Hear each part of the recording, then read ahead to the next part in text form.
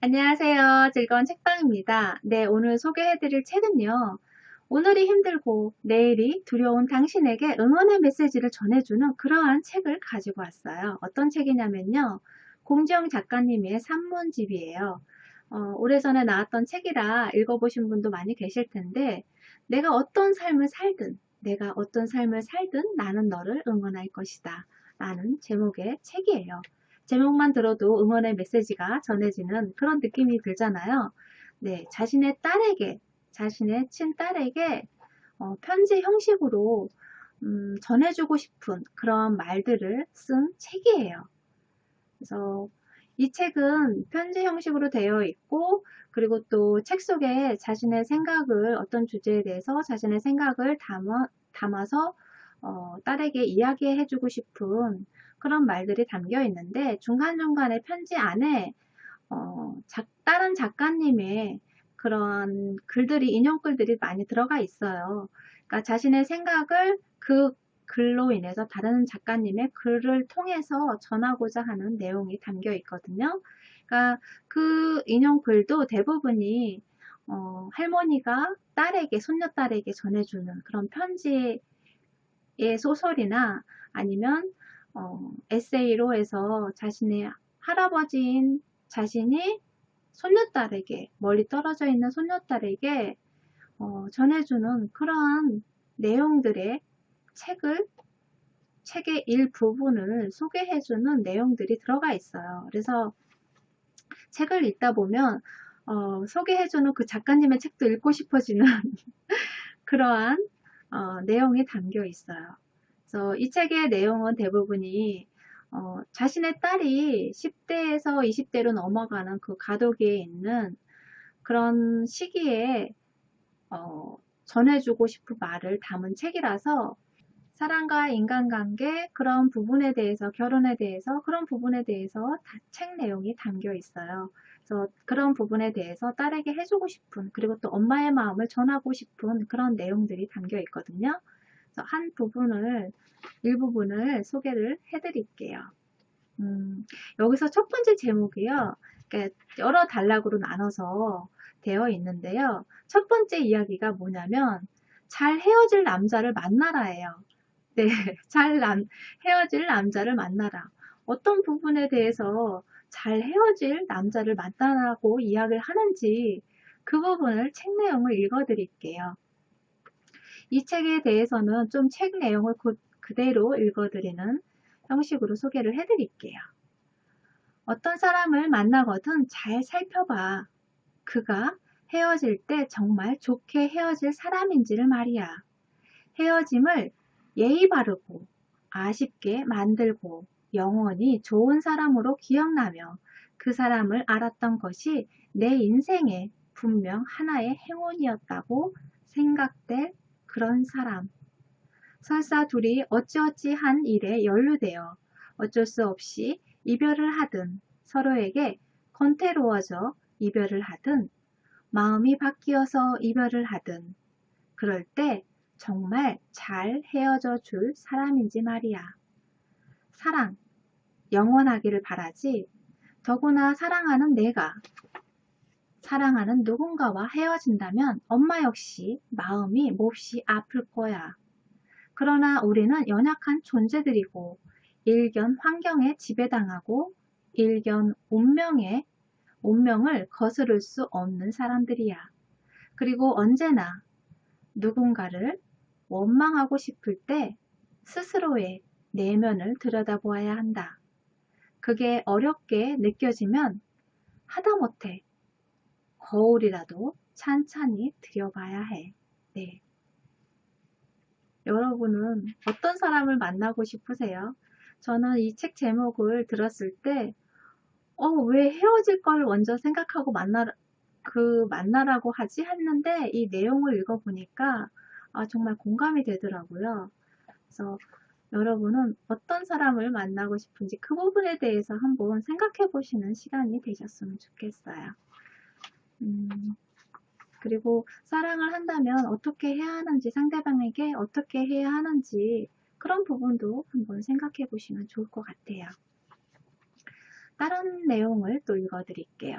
칭찬은 속삭임처럼 듣고 비난은 천둥처럼 듣는다. 그 부분에 대한 내용을 소개를 해드릴게요. 여기서는 이분이 좋아하시는 작가님의, 신부님의 책 내용을 소개를 해주시는 부분이 있거든요. 그 부분을 소개를 해드릴게요. 현대 영성가 중에 하나의 앤소니 드 멜로 신부님이 쓰신 깨어나십시오 라는 책에 있는 내용이에요. 그 부분을 읽어드릴게요. 왜 우리는 칭찬은 속삭임처럼 듣고 부정적인 말은 천둥처럼 듣는지, 왜 내가 당신과 함께 나는 긍정적인 얘기는 중요하거나 실제적이지 않고 부정적인 이야기는 좀 더 구체적으로 다가오는지, 칭찬의 과도한 축소, 그리고 비판에 대한 과도한 민감성은 진정 우리 모두의 문제이다. 그러한 이유 때문에 우리의 자아 존중감이 상처 입는다. 우리는 우리를 거부하는 사람들을 정복하려고 그들을 추적하기에 이른다. 이것이 자아 존중감을 증가시키는데 도움이 되리라고 믿으면서 말이다. 역설적인 이야기지만 이미 우리 주변에 널려 있는 격려를 감지하는데 실패하면서 말이다. 네. 우리가 항상 일상적으로 좋은 말들을 많이 해주고 또 듣잖아요. 그런 말들은 그냥 무심하게, 그냥 예의상 하는 말 무심하게 듣고 소홀하게 듣고 그러면서 부정적인 말 한마디에는 되게 민감하게 그리고 크게 생각을 한다는 거죠.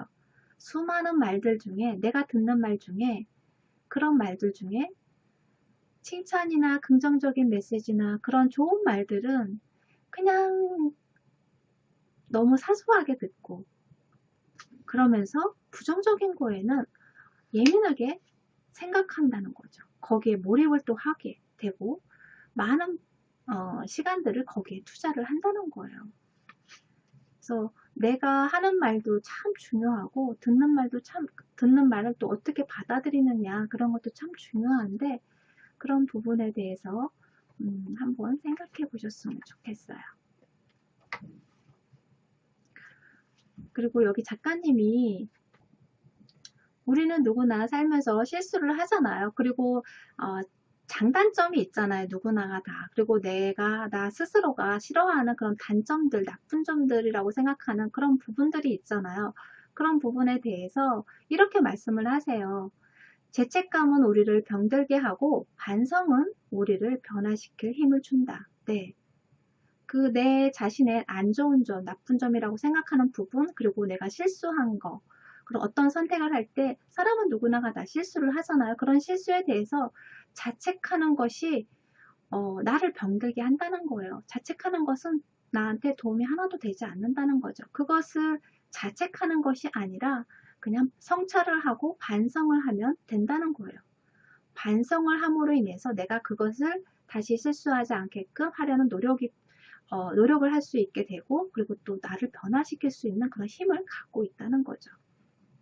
여기에 또 안소니 신부님의 말씀이 들어간 내용이 있는데요. 그 부분에서 한 부분을 읽어드릴게요. 남을 위해 자기를 희생한다고 생각하는 부인이 있었어요. 그 부인한테 신부님이 하시는 말씀이에요. 내가 맞다고 생각하는 대로 내 삶은 사는 것. 내가 맞다고 생각하는 대로 내 삶을 사는 것. 그건 이기적인 것이 아닙니다. 내가 맞다고 생각하는 대로 남에게 살도록 요구하는 것. 그것이 이기적인 것입니다. 이기심은 남들이 나의 취향, 나의 자존심, 나의 이득, 나의 기쁨에 맞추어 살도록 요구하는 데 있습니다. 네. 우리가 보통 부모라는 이름으로 내 자식을 위해서 내가 옳다고 생각하는 그러한 생각의 틀 안에서 내 자식을 키우려고 그리고 또 가르치려고 막 하잖아요. 그러한 것이 자식을 위한다는 거 하는 거지만 내가 또 맞다고 생각하고 하기 때문에 그것을 가리키고 하는 거지만 그것이 상대방에게 강압적으로 들어간다면 그것은 나의 이기심이라는 거예요. 자식을 유이고 사랑하는 마음으로 올바른 길을 가고 올바른 선택을 하는데 도움이 되고자 그러한 이야기를 하지만 거기에 그렇게 하도록 강압이 들어가고 한다면, 요구를 한다면, 의견은 내줄 수 있지만 요구를 한다면 그것은 이기심이라는 거죠. 부모 간에도 친구 간에도 아니면 뭐 인간관계에서도 내가 맞다고 생각하니까 당신도 그렇게 해야 돼. 그렇게 한다는 요구하는 것은 이기적인 것이라는 거죠. 그리고 또 다른 내용을 소개를 해드릴게요. 여기에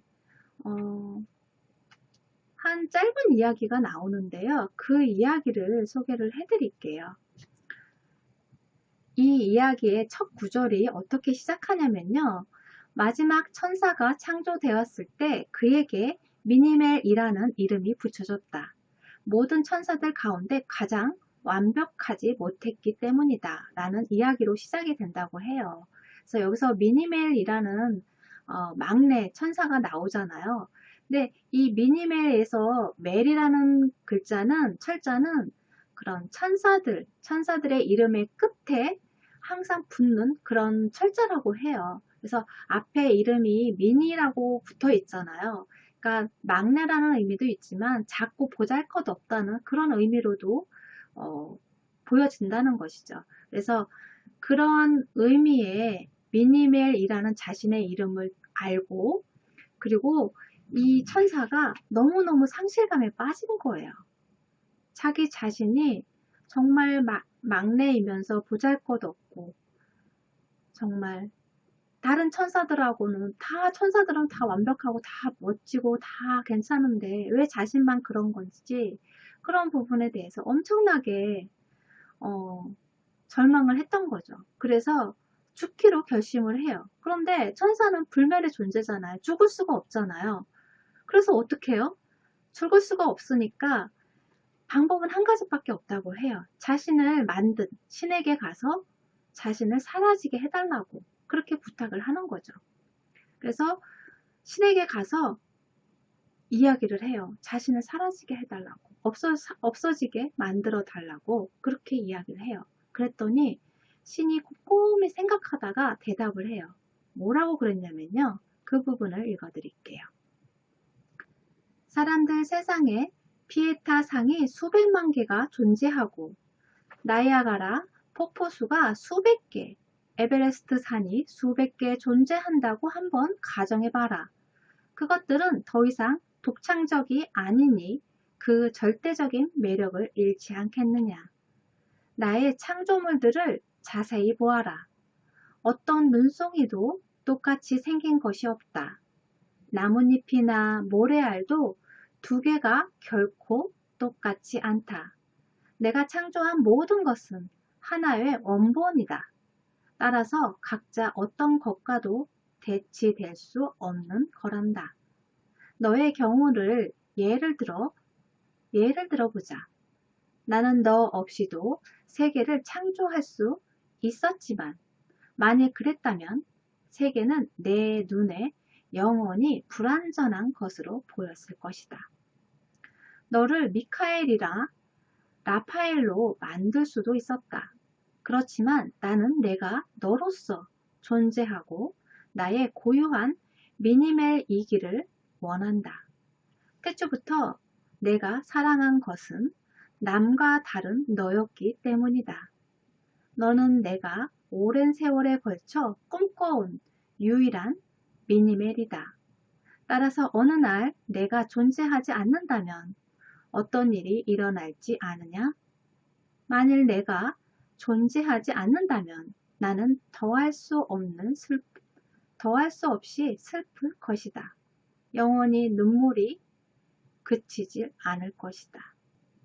우리 한 사람 한 사람이 소중한 사람이고 특별한 사람이라는 거예요. 누구나가 다 그 자체로 빛이 나고 원본이고 누구도 닮을 수도 없고 똑같을 수도 없는 뭐 비슷하게 생길 수도 있어도, 비슷한 사람이 있을 수는 있어도 다르다는 거죠. 한 사람의 존재가 그 존재만으로도 가치 있고 빛나고 소중한 사람이라는 거예요. 여기 또 다른 내용을 소개를 해드릴게요. 어떻게 보면 이 책의 제목이 탄생하게 된 구절이기도 해요. 맥팔레인 박사님이 자신의 손녀딸한테 전해주는 그런 편지의 내용으로 만든 책의 일부분인데요. 맥팔레인 박사님이 자신이 이제 나이가 많이 들었기 때문에 자신의 사랑하는 손녀딸이 앞으로 생을 살아가면서 그 삶 속에는 자신이 없는 것을 알기 때문에, 그래서 그 손녀딸이 살아가면서 꺼내볼 수 있도록 그러한 내용들을, 자신의 손녀딸을 사랑하는 그런 마음들을 담아서 편지를 써서 주거든요. 그 내용의 일부분을 소개를 해드릴게요. 지금까지 이 지구상에 너와 같은 사람은 존재하지 않았고 앞으로도 존재하지 않을 것이다. 이 말은 지구상에 존재하는 모든 사람들에게 똑같이 적용된다. 하지만 그로 인해 너의 특별함이 줄어들지는 않는다. 그리고 마지막으로 내게 해주고 싶은 말이 있다. 릴리야, 사랑한다. 나는 내가 어떤 인생을 살든 너를 응원할 것이다. 나는 내가 어떤 인생을 살든 너를 응원할 것이다. 그러니 아무것도 두려워하지 말고 내 날개를 마음껏 펼치거라. 두려워할 것은 두려움 그 자체뿐이다. 네. 여러분에게도 해당되고 저에게도 해당되는 말이죠. 누구나가 다 이 지구상에 존재하는 모든 사람들이 특별함을 가지고 있고 그 특별함을 잃지 말고 그리고 또 그것을 소중히 생각해야 한다는 거예요. 그리고 마지막으로 하나만 더 짧은 글귀 하나 더 소개를 해드릴게요. 작가님이 딸에게 하고 싶은 말이에요. 민영, 엄마는 내가 무엇이 될까라는 생각보다 어떤 사람이 되어 어떤 생을 살 것인가를 먼저 생각하는 그런 젊은 날을 가지기를 바란다. 답은 그 가정 속에 있는 거거든. 네. 어떤 사람이 될까? 무엇이 될까가 아니고 어떤 사람이 되어 생을 살아갈 것인가? 네, 무엇이 될까 보다는 어떤 사람으로 어떤 삶을 살아갈 것인가 그런 부분에 대해서 한번 생각해 보시는 그런 시간이 되셨으면 좋겠어요. 소중하고 특별하고 가치 있는 내 삶을 어떻게 살아갈 것인지 그런 부분에 대해서는 우리가 나이가 뭐 어리든 나이가 많든 평생을 살아가면서 해야 하는 그런 고민이 아닐까 싶어요. 자신의 성찰에 시간을 갖고 고민해보는 그런 시간이 되셨으면 좋겠어요. 네. 구독과 좋아요도 부탁드릴게요. 지금까지 들어주셔서 감사합니다. 다음 시간에 또 만나요.